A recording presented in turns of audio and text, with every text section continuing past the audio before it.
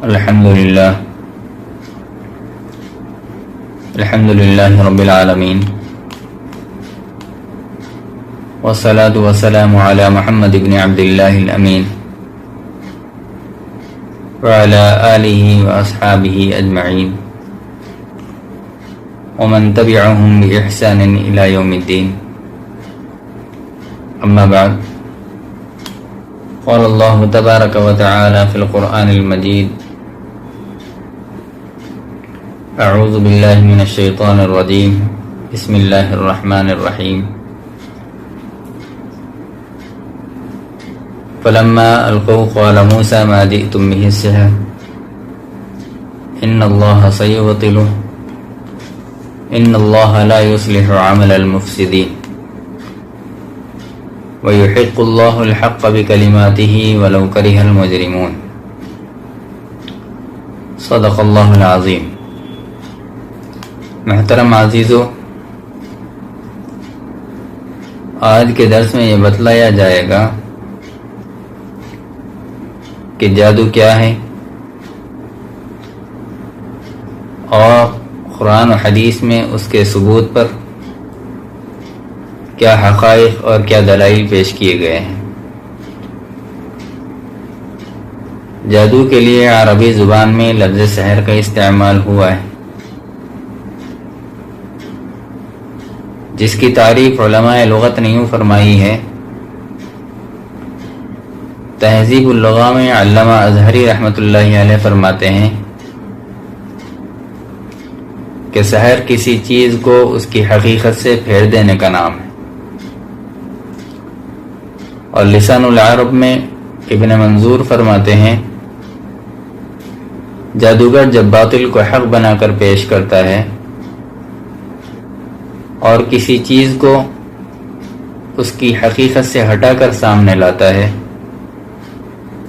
تو گویا وہ اسے اس کی دینی حقیقت سے پھیر دیتا ہے. مرجع سابق میں یہ بھی ایک لغت ہے. ابن عائشہ سے مروی ہے کہ عربوں نے جادو کو سحر کا نام اس لیے دیا ہے کہ یہ تندرستی کو بیماری سے بدل دیتا ہے. مقائص اللغہ میں ہے. ابن فارس سحر سے متعلق کہتے ہیں ایک قوم کا یہ خیال ہے کہ سحر باطل کو حق کی شکل میں پیش کرتا ہے، اور صاحب معجم الوسیط کہتے ہیں کہ سحر وہ ہوتا ہے جس کی بنیاد انتہائی باریک ہو اور لطیف ہو. اور صاحب محیط المحیط کہتے ہیں کہ سحر یہ ہے کہ کسی چیز کو خوبصورت بنا کر پیش کیا جائے تاکہ لوگ اسے دیکھ کر حیران رہ جائیں، ششدر رہ جائیں. اور شریعت کی اصطلاح میں سحر کی تعریف بیان کرتے ہوئے علامہ امام فخر الدین رازی رحمۃ اللہ علیہ مصباح المنیر میں فرما رہے ہیں کہ جادو ہر اس کام کے ساتھ مخصوص ہے جس کا سبب پوشیدہ ہو، مخفی ہو، چھپا ہوا ہو، اور اس کی حقیقت سے ہٹ کر اس کو سامنے لایا جائے، پیش کیا جائے، اور دھوکہ دہی اس میں نمایاں طور پر ہو.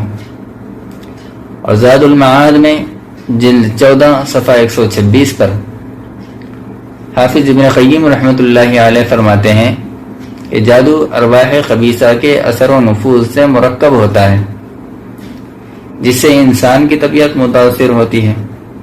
اور جادو جادوگر اور شیطان کے درمیان ہونے والے ایک وعدے، ایک معاہدے کا نام ہے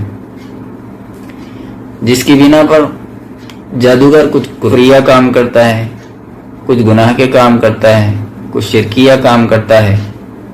ایسے کام کرتا ہے جس سے شیاطین خوش ہوں، جنات خوش ہوں، اور بدلے میں شیاطین اور جنات جادوگر کی مدد کرتے ہیں اور اس کے مطالبات کو پورے کرتے ہیں.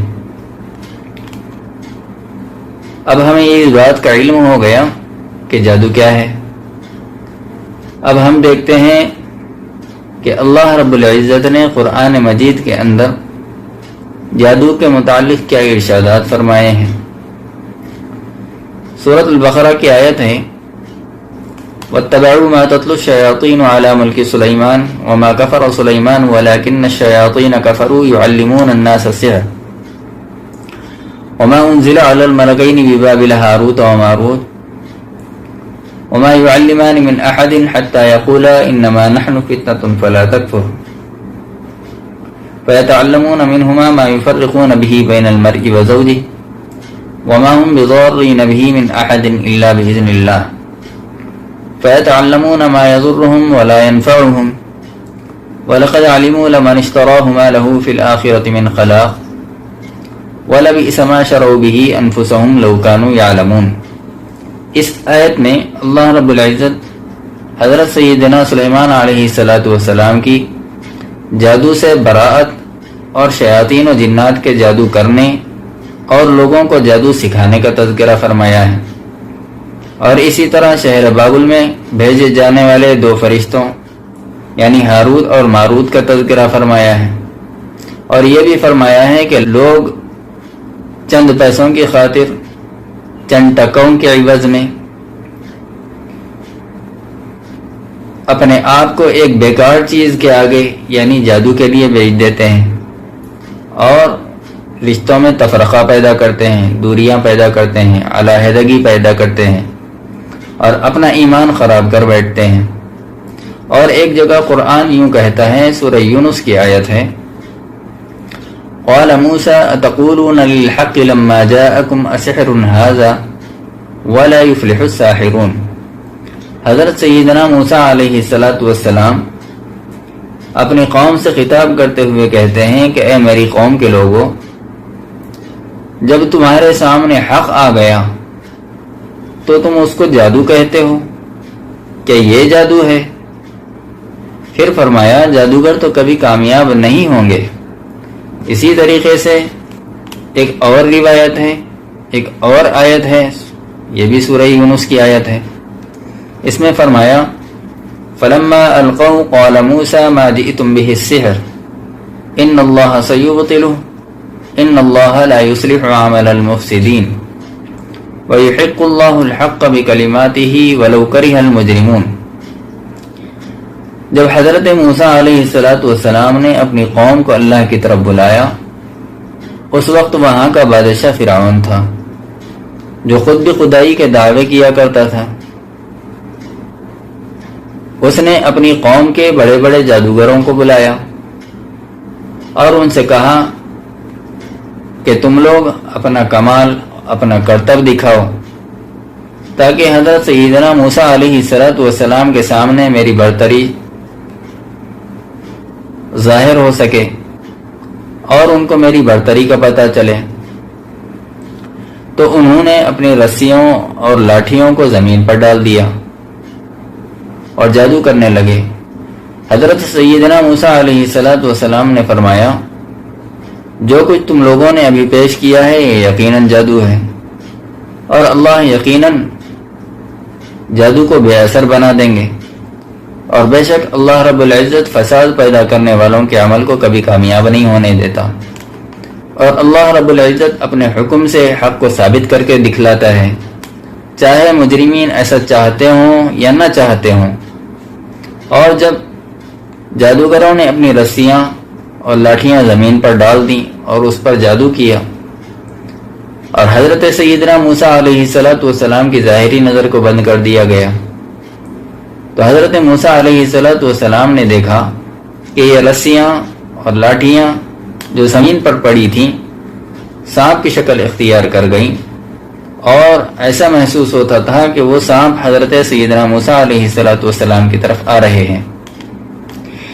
اس اچانک حادثے کی وجہ سے، اس اچانک واقعے کی وجہ سے حضرت سیدنا موسیٰ علیہ السلام نے اپنے دل میں خوف کا احساس کیا۔ قرآن مجید کی یہ آیت اس کی ترجمانی یوں کرتی ہے، سورہ طٰہٰ کی آیت ہے، فَأَوْجَسَ فِي نَفْسِهِ خِیفَةً مُوسیٰ۔ حضرت سیدنا موسیٰ علیہ السلام نے اس اچانک واقعے کی وجہ سے اپنے دل میں خوف محسوس کیا، تو اللہ رب العزت نے فرمایا قُلْنَا لَا تَخَفْ إِنَّكَ أَنْتَ الْأَعْلَى۔ اللہ رب العزت نے حضرت موسیٰ علیہ السلام کو تسلی دیتے ہوئے فرمایا آپ کو ڈرنے کی ضرورت نہیں ہے، آپ کو گھبرانے کی ضرورت نہیں ہے، آپ کو پریشان ہونے کی ضرورت نہیں ہے۔ وَأَلْقِ مَا فِي يَمِينِكَ تَلْقَفْ مَا صَنَعُوا إِنَّمَا صَنَعُوا كَيْدُ سَاحِرٍ۔ آپ ایسا کیجئے کہ آپ کے دائیں ہاتھ میں جو لاٹھی ہے اس کو زمین پر ڈال دیں، وہ ان کے تمام بناوٹی صاحبوں کو ہڑپ کر جائے گی، کھا جائے گی۔ جو کچھ وہ بنا کر دکھا رہے ہیں وہ تو صرف ان کا ایک فریب ہے، مکر ہے اور جادو ہے۔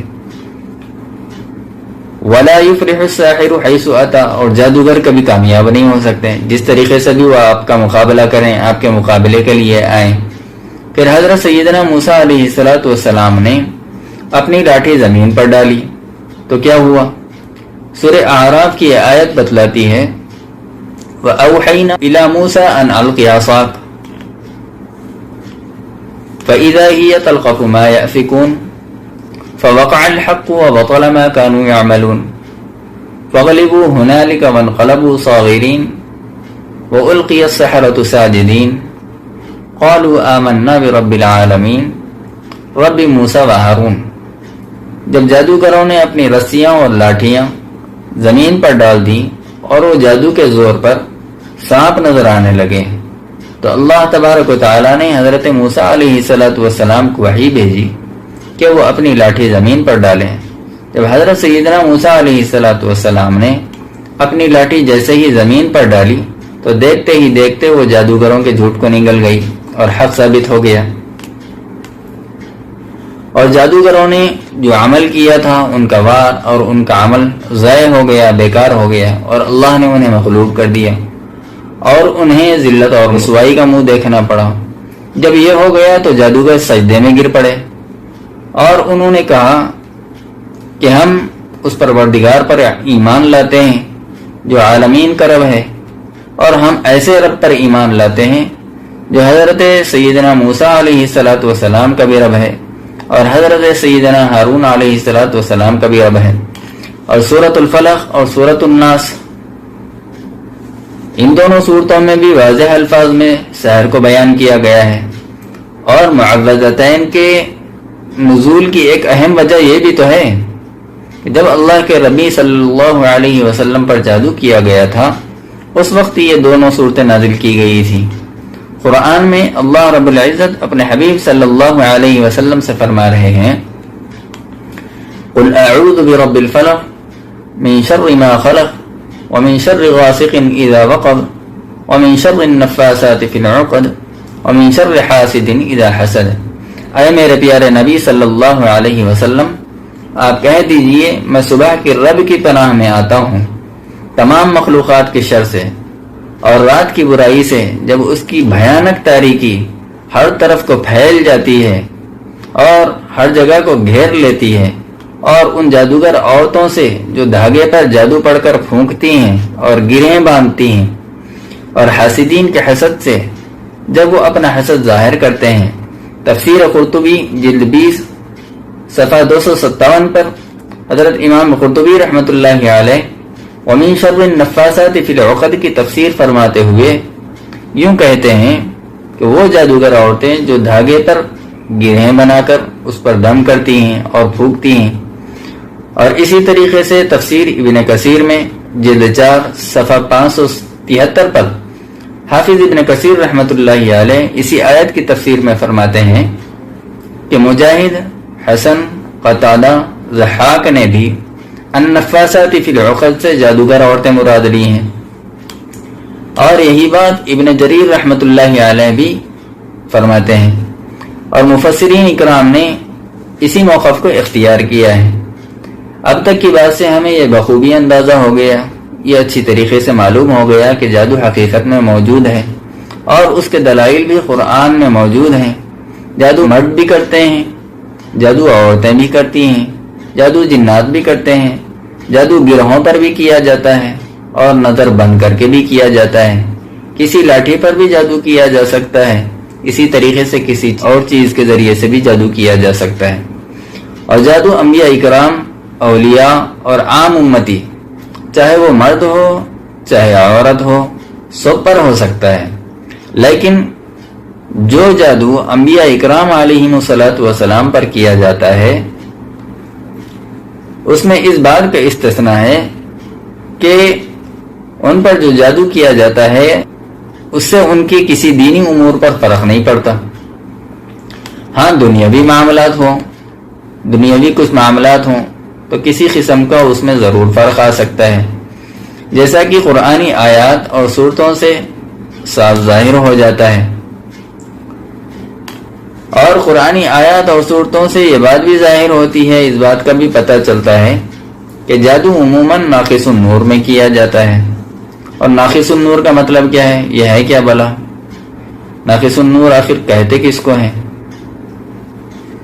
ناقص النور کا مطلب ہوتا ہے چاند کی 14 تاریخ کے بعد، یعنی ان دنوں چاند کی روشنی دھیرے دھیرے ختم ہونے لگتی ہے اور یہ سلسلہ مہینے کے آخر تک رہتا ہے، 28 تاریخ تک یا 30 تاریخ تک. اور رات میں اندھیرے کا سلسلہ بڑھتا چلا جاتا ہے.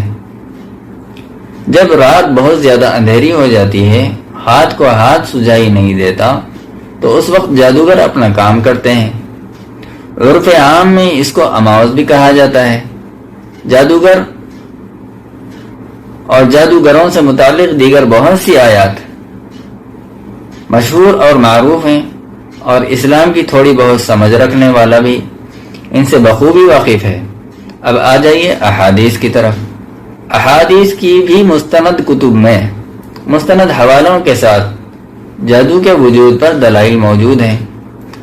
چنانچہ بخاری شریف کی روایت ہے، وَقُلْ جَاءَ الْحَقُّ وَزَهَقَ الْبَاطِلُ إِنَّ الْبَاطِلَ كَانَ زَهُوقًا وَنُنَزِّلُ مِنَ الْقُرْآنِ مَا هُوَ شِفَاءٌ وَرَحْمَةٌ لِّلْمُؤْمِنِينَ وَلَا يَزِيدُ الظَّالِمِينَ إِلَّا خَسَارًا.